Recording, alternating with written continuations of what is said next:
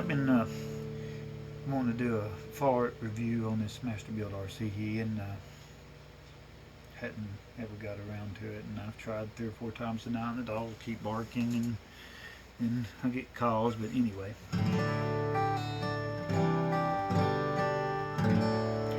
as I said, these guitars are great. They're I'm very, very particular about the sound of the acoustic guitars I play, and to me, it's not about a brand name. It doesn't have to be a Martin. It doesn't have to be Gibson. It doesn't have to be a high-end Guild or anything like that. It just has to sound good, and some of those guitars do sound good. And just because it's got those brand names on there, it don't necessarily mean it's going to sound good, because I've picked up some very high-end guitars that didn't sound good. But anyway, this is a Masterbuit AJ500 RCE, and my glasses are, looks like they got bug spray on them or something, where I was in the woods earlier. But it's just a great guitar. When I get a good guitar, I tend to keep it. I don't get rid of it. I had a old Alvarez 5053 that I got when I was 19 or 20 years old. I kept it for about 24 years, and I'm ashamed to say I didn't take good care of my acoustics when I was younger, and it was beat up pretty bad, and the frets were very wore. The fretboard was grooved how they'll get grooved, and it was grooved all the way up the neck, and the grooves were starting to belly up. And anyway, I got rid of it about 11 years ago, I believe it was. And I've tried since then to replace it or find an acoustic that was comparable in tone and how well it sounded. And I became very disillusioned and very disappointed really fast in that attempt. I've owned several guitars since then, and I'm not going to mention brand names, but I bought the first one I bought. It did sound good. It was a very, very well made guitar. It had a really pretty tone to it. Solid mahogany back and sides is what it had, with a spruce top. And it was just a really well made guitar, but it had two really fatal flaws. One was they really stuck the poly finish to it, and when you goop that stuff on these soundboards, it kills them. The other flaw was the frets within 2 years were half wore out. And that seems to be the way with the guitar manufacturers nowadays. They cut corners, and that's one of the ways they're cutting corners. The alloys they're using in the nickel silver, it's either the proportions they're using in the different alloys. I forget exactly what it is that they use to make nickel silver, but anyway, they don't last like, cheaper fret material doesn't last. And some people argue and say, well, it's always been the same. I know I've heard that argument before, but it's not the same. When you can take a guitar and play it for 24 years before the frets get wore out, and then wear one out in 2 years, and that's playing both guitars every day. There's definitely a difference. I got rid of that guitar and bought another one. I bought an acoustic that was another. Both of those were brand name acoustics. I'm not going to mention the brand, but well established brand names. And I bought another acoustic. It was about retailed for about $1,200. I got a little better deal on it, and I was really tickled. I ordered it online. That was my mistake. It was solid rosewood back and sides, as this one is. Spruce top. Very well made guitar. Very pretty guitar, just like the other one. But rosewood tends to produce harmonics, octave harmonics, that probably won't come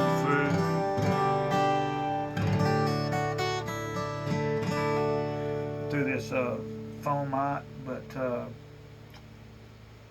it just produces a subtle harmonics that just really give it a rounded, warm tone. It's really what makes rosewood stand out from other woods as far as guitar material. And that particular guitar, like I said, it was about a $1,200 guitar, brand guitar. the harmonics were so loud that they actually overpowered the the harmonic overtones were so loud that they overpowered the actual string of the guitar, especially on about 3 notes, which made certain chords come out really uh, muddy sounding and just really weird. But anyway, I kept that guitar probably not quite a year, and I ended up trading, and I just could not bring myself to like it. I played it at one wedding. I did a couple songs at a wedding for someone with it, and it was okay, finger picking and stuff, but just wasn't what I wanted. I traded it for that $1,200 nearly brand new acoustic for a 1979 F349 Takamine. And I will mention the brand of that guitar, and I'm not trying to put in plug for Takamine because I've picked up some Takaminis that sounded really bad. But that guitar sounded good. I kept it for about 4 years. The frets were about half wore out when I got it, and it had that little hump where the neck connects to the body that is pretty typical of older guitars that you'll run into with older guitars. And it was starting to get a little slight twist to the neck, not enough to where you could tell it was discording any, but it was just really wearing me. And like I said, it was an old guitar, so I ended up selling that. But anyway, I put through a couple more acoustics since then.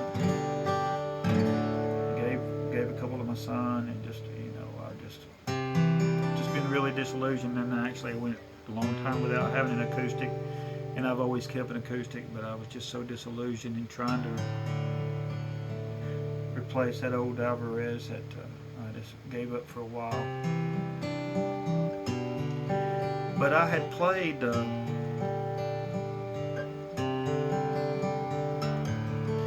few of these Masterbuit guitars. I hadn't picked up one that sounded bad. I mean, they just all sounded good. And when I picked this one up, I just fell in love with it. And this is, like I said, when I find a good guitar, I'm not a horse trader. This guitar will never go anywhere until I'm in the ground, and I'll leave it to my son.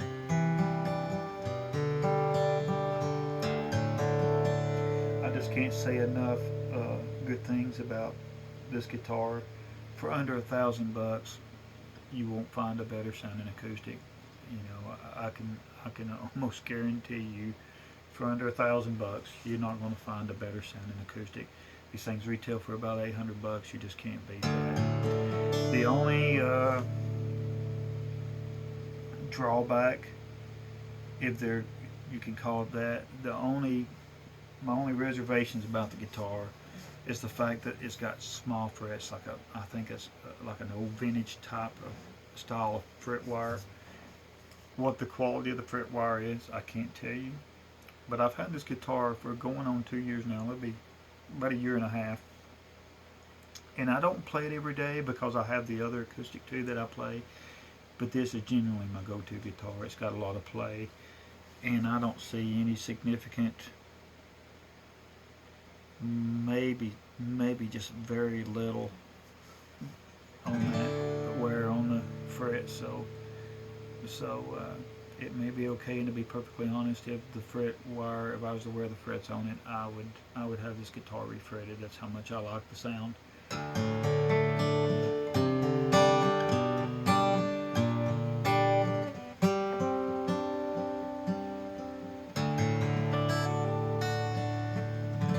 Tend to keep the top string tuned down in D, and it may not be in perfect tune now. And these strings are, you know, to be honest, they're probably about 5 months old, and they still sound.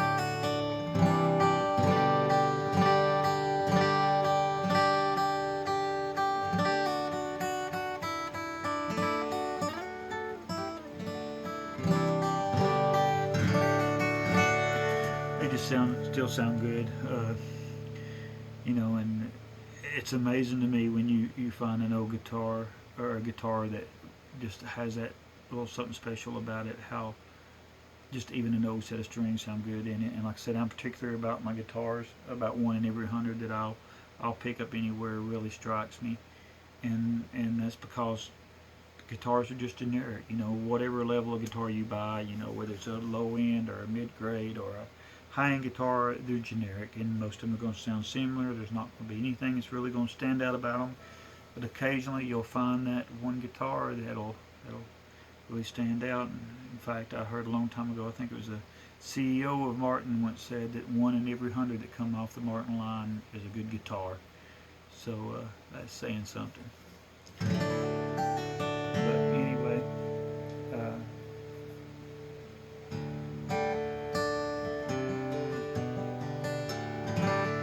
anyway, these are great sounding guitars, great for finger picking or what have you. Try to do part of a song I've been working on. It's kind of a rough idea I hadn't really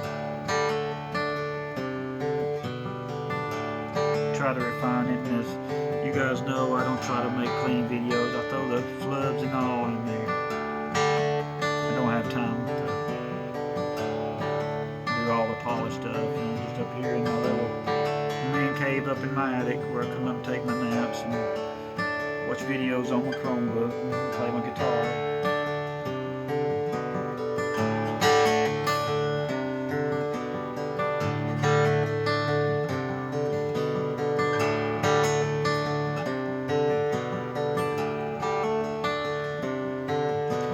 Born in the spring of '65, filled the child of 6 only for survive.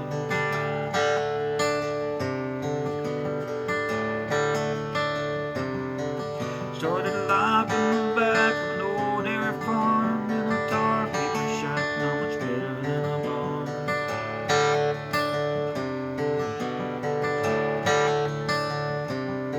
My daddy made a little money at a station pumping gas, but the struggles were real, and him and Mama did last.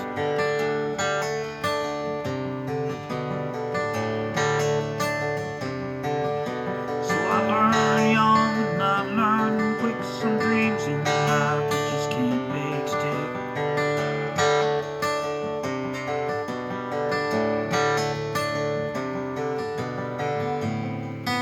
And the winds of time keep blowing the pieces away.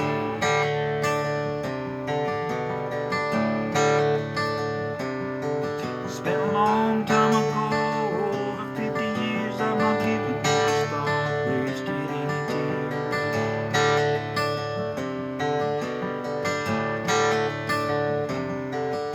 And that old shack where my life began is just a patch of rust now and some scattered rusty tin.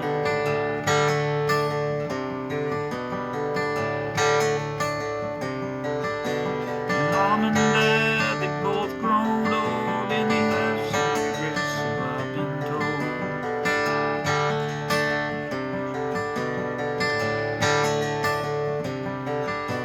And I've got a few regrets of my own. I reckon everybody does as life rolls on.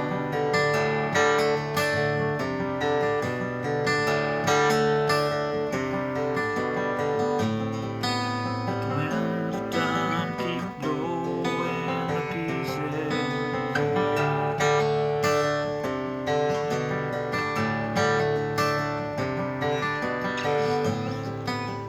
Winds of time keep blowing the pieces away.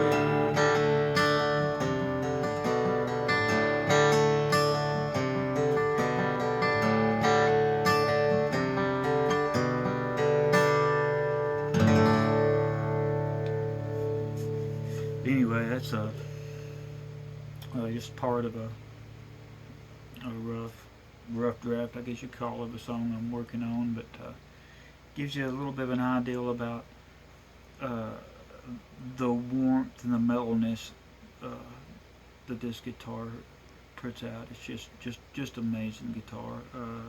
Epiphone, Masterbuit, AJ500 RCE. I also have an Epiphone Masterbuit AJ500 MNS, which is mahogany back inside. It also sounds really good. It's a little tighter, a little brighter sound than the Rosewood. Like I said, what makes Rosewood stand out is kind of the harmonic overtones that it produces, and it's just to my ears just a little bit warmer. But they're both great guitars.